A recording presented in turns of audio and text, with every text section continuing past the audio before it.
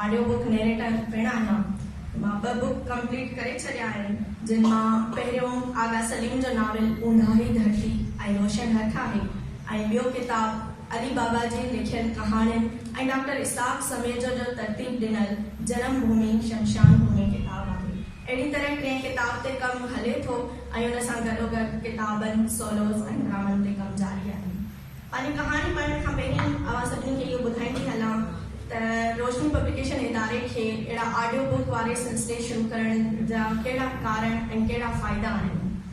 कहाणी अॼुकल्ह ॾिठो वञे त अॼुकल्ह जे नौजवाननि खे एतिरो वक़्तु न आहे त उहे किताब खणनि ऐं उनखे पढ़नि ऐं सम्झी सघनि।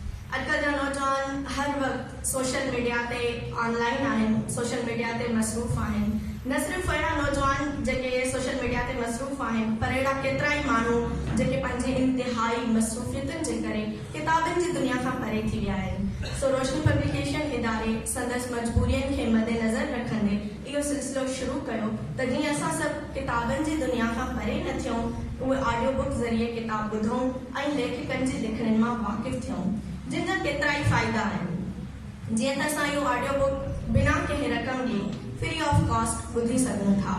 हिकु ई वक़्तु तमामु घणो मवाद पंहिंजे लैपटॉप या कंप्यूटर, टैबलेट या मोबाइल में महफ़ूज़ करे सघूं था।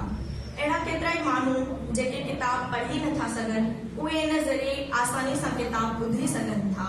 जीअं त कोढ़ा माण्हू या बीनाई खां महरूम माण्हू।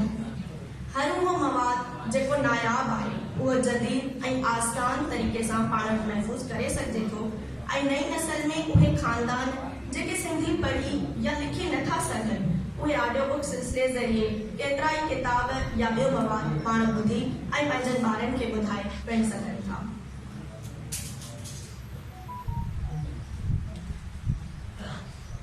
अली बाबा जी कहाणी आकाश में उॾान।